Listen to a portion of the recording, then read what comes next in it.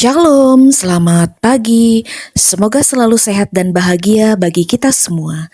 Hari ini saya Pendeta Kartine yang melayani di Jemaat GKE Pulang Pisau Hilir mengajak saudara untuk mendengarkan renungan harian Resort GKE Pulang Pisau yang terdapat dalam kitab Yesaya 27 ayat 1 hingga ayatnya yang ke-13. Dan sebelum itu mari kita bersatu dalam doa. Tuhan Yesus yang baik, terima kasih buat hari ini. Kami boleh dibangunkan dengan keadaan yang sehat dan baik-baik saja. Saat ini kami mau mendengarkan firman-Mu, ajarkan kami untuk mengerti dan memahaminya di dalam nama Tuhan Yesus, Juru Selamat kami. Amin. Bacaan kita hari ini dari Yesaya 27 ayat 1 hingga yang ke-13. Saya akan membacakan dua bagian ayat terakhir yaitu 12 dan 13. Demikian bunyinya. Maka pada waktu itu Tuhan akan mengirik mulai dari sungai Efrat sampai sungai Mesir. Dan kamu ini akan dikumpulkan satu demi satu, hai orang Israel. Pada waktu itu sangkakala besar akan ditiup dan akan datang mereka yang hilang di tanah Asyur serta mereka yang terbuang ke tanah Mesir untuk sujud menyembah kepada Tuhan di gunung yang kudus di Yerusalem. Amin. Saudaraku yang dikasihi Tuhan, pernahkah kamu melihat proses daur ulang sampah? Proses daur ulang adalah merupakan kegiatan mengubah sampah menjadi produk baru yang bermanfaat.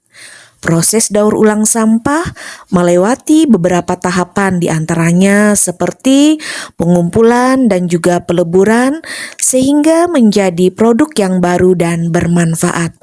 Nah, demikianlah gambaran dari nas kita hari ini yang terdapat di dalam Yesaya 27 ayat yang pertama hingga yang ke-13, di mana dalam proses penyelamatan terhadap bangsa Israel dari kebinasaan akibat dosa mereka, Ia akan menghukum, mengumpulkan dan menyatukan bangsa yang tercerai-berai untuk kembali sujud menyembah kepadanya di Yerusalem. Bapak Ibu Saudara yang dikasih dalam Tuhan Yesus Kristus, dalam proses penyelamatan dan pemulihan itu, pertama Allah akan menghukum Leviatan, makhluk mitos yang melambangkan kekuatan jahat dengan pedangnya yang kuat dan tajam. Hal ini menunjukkan bahwa Tuhan berkuasa untuk membebaskan umatnya dari penindasan segala kekuatan kuasa jahat. Dan yang kedua, dikatakan bahwa kebun anggur Allah yaitu Israel akan berbunga dan berbuah. Ini menandakan pemulihan dan berkat dari Tuhan yang akan selalu menjaga dan melindungi umatnya dari bahaya. Itu tertuang di dalam ayat 2 hingga yang ke-6 dalam nas kita hari ini. Dan yang ketiga adalah di mana Tuhan tidak akan membinasakan Israel sepenuhnya, tetapi akan menghukum mereka karena dosa-dosa mereka. Ini digambarkan seperti kota-kota yang kemudian menjadi sunyi, terpencil, kosong, dan ditinggalkan. Seperti suatu bangsa yang tidak berakal budi dan tidak dikasihi. Dan yang keempat, kita bisa melihat pada akhir zaman Tuhan akan mengumpulkan umatnya dari berbagai penjuru dan mereka akan berkumpul di Yerusalem untuk menyembahnya. Ini merupakan gambaran tentang pemulihan Israel dan penggenapan janji-janji Allah dalam ayat yang ke-12 hingga yang ke-13. Saudaraku yang dikasihi dalam Tuhan Yesus, pesan yang mau disampaikan dari nas ini adalah tentang pengharapan dan pemulihan bagi umat Allah. Meski ada penghukuman atas dosa, namun Tuhan tetap setia dalam pemeliharaan dan juga pemulihannya. Dan pesan bagi kita hari ini adalah, bila kamu berbuat dosa, maka bertobatlah. Dan bila ada hukuman serta peringatan atas dosa-dosa kita, jalanilah dengan tetap percaya bahwa Allah ingin menjadikan kita lebih baik dan beroleh hidup yang baru di dalam Dia. Dan pesan yang ketiga, bila firman ini disampaikan di telingamu, Hendaklah jangan mengeraskan hati agar tidak binasa. Dan yang keempat, pesannya bagi kita adalah tetap menjadi orang yang setia dan taat kepada Tuhan Yesus, Juru Selamat kita. Amin. Mari kita bersatu dalam doa. Terima kasih Tuhan atas firman-Mu hari ini. Kami mau hidup baru di dalam Engkau ya Tuhan. Ampuni segala dosa dan kesalahan kami.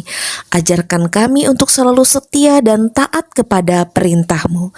Hari ini kami berdoa untuk jemaat-Mu yang ada di Tumpang Nusa, di wilayah Gereja Pandohop Jemaat GKI Tumpang Nusa. Tuhan, kami mohon berkatilah kehidupan jemaat-Mu dalam setiap aktivitas kehidupan mereka.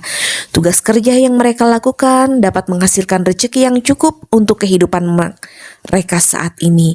Keluarga mereka boleh bahagia, sejahtera, penuh sukacita senantiasa. Dan juga untuk kehidupan dalam pelayanan gereja, Tuhan biar Engkau selalu berkati, baik itu pendeta, vikaris, penatua diakon, dan semua yang terlibat di dalam pelayanan bagi jemaat-Mu. Sehingga mereka boleh selalu melayani dengan penuh sukacita dan ketulusan hati, dan kehidupan iman jemaat-Mu boleh semakin bertumbuh dan berbuah untuk kemuliaan nama Tuhan. Inilah doa kami, dan berkatilah kami sepanjang hari ini ya Tuhan.